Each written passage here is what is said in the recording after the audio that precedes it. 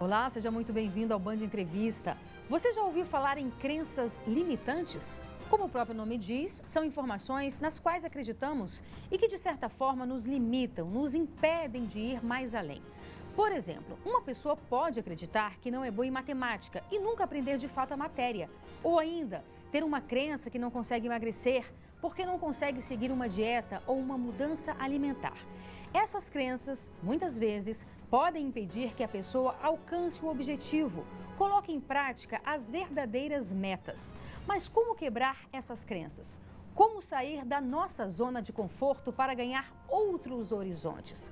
Para falar sobre este assunto, nós convidamos o especialista em programação neurolinguística, Eduardo Rocha. Olá, Eduardo. Olá, Seja Renata, tudo bem-vindo bem? ao nosso programa. Eu Muito que obrigada. agradeço a oportunidade, vai ser uma alegria conversar com você aqui. Oh, com certeza, um tema tão importante para todos nós, né? Ah, sem dúvida. Todos nós temos as crenças limitantes? Sem dúvida nenhuma, elas representam os nossos aprendizados no decorrer da nossa vida.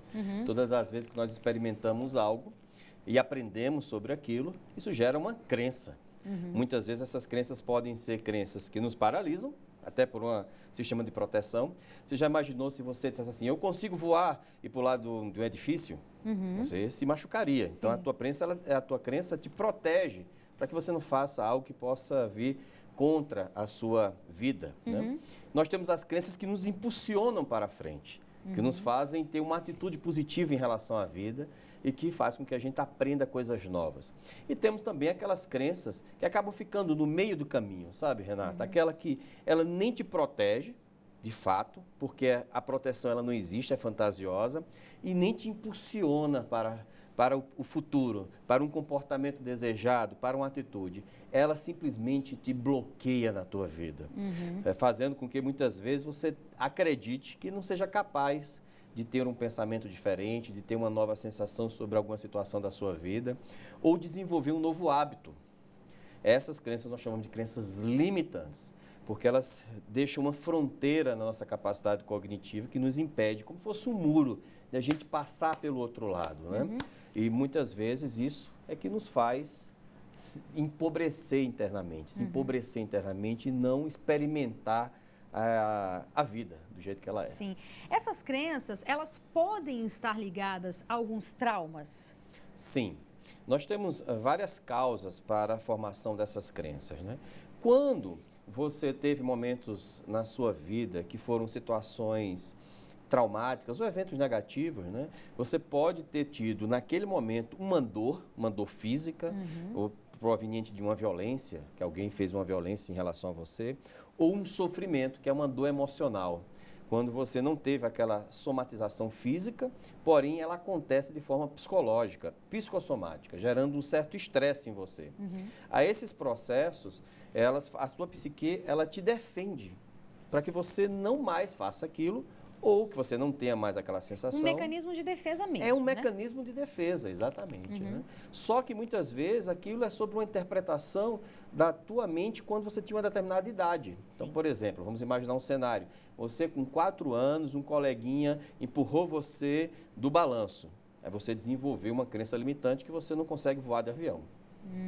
Entende? Que naquele contexto... A mente faz uma associação, né? Exatamente. Naquele contexto, você se proteger e acreditar que você não consegue mais voar era importante.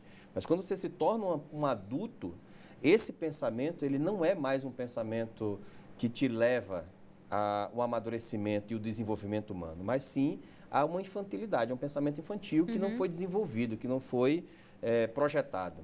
Eduardo, você falando aí, eu tô estudando, tô fazendo um estudo de psicanálise, né? Sim, uau. E isso tem muito a ver também com autoconhecimento. Sim. Porque você chegar a essa informação de que não, eu não ando de avião porque eu sofri um trauma, né, na minha infância e tal. Então isso tem muito a ver com autoconhecimento também, né? Sem dúvida nenhuma. As crenças elas podem ter essa origem de ter uma causa traumática, mas elas podem também vir de aprendizados que você teve no decorrer da sua vida.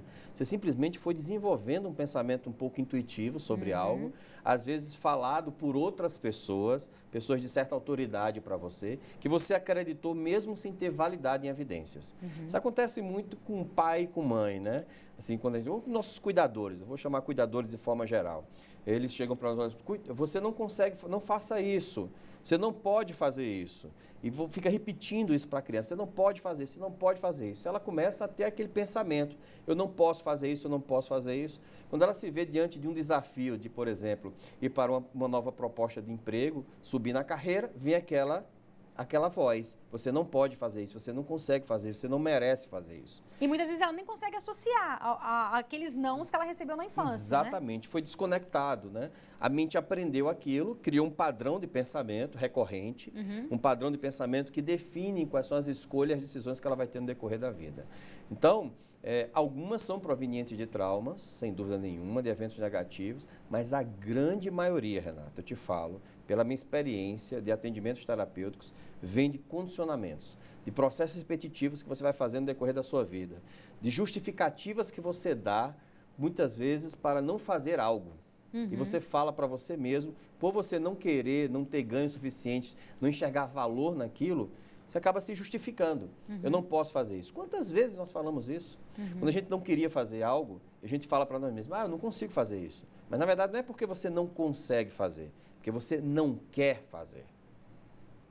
Existe uma diferença muito grande. E aí, Eduardo, vamos filosofar um pouco aqui. Pode ter também um certo receio da pessoa achar que ela não dá conta, sim, e aí ela nega que ela quer aquilo e muitas vezes não querer sair da zona de conforto dela. Exatamente. Perfeito, Renata. Você teve um pensamento brilhante agora. Com a zona de conforto, na minha zona de conforto, nós, seres humanos, por incrível que pareça, nós nascemos para sobreviver. Então, qualquer coisa que nos saia da percepção de que a gente vai arriscar a nossa vida, automaticamente a gente, dá um passo atrás. Não quero me arriscar muito. Eu costumo dizer que a mudança é uma escolha, é uma decisão. Porque, naturalmente, por nós, a gente ficava nessa nossa vida de bom vivant. Sim, sim. É muito mais interessante, perfeito? E o que é que a gente faz para nos proteger nessa zona de conforto? Nós criamos um muro. Esse muro são as nossas crenças limitantes, nossos paradigmas, que nos protegem, né? E olha só que coisa curiosa, né? Tem tido uma situação muito interessante hoje com as mães que estão super protegendo seus filhos. Mães e pais, eu vou dizer pais em geral, né? Não vou trazer essa responsabilidade só para as mães, mas para os pais também. Os pais em geral. E o que é que eles fazem? Quando eles protegem a criança, o seu filho, de eles terem a oportunidade até de se ferir, claro, em alguma situação, de precisar enfrentar um amiguinho porque fez bullying com ele deixa de desenvolver o mecanismo de enfrentamento. A essa criança, quando ela se torna adulta, ela precisa de uma justificativa, porque ela não consegue enfrentar essa realidade, de realmente responder aos estímulos que o mundo está dando para ela. Faz com que ela crie justificativas. E, na maioria das vezes, também são crenças limitantes. Sim. Percebe? A gente vai falar daqui a pouco como identificar e como romper essas crenças limitantes. E, olha, a gente lembra que esse programa ele é gravado, mas você também pode participar com comentários e sugestões de entrevistas. Anote o nosso telefone 99976-9204. E agora a gente faz um breve intervalo, é bem rápido, não sai daí que eu espero você.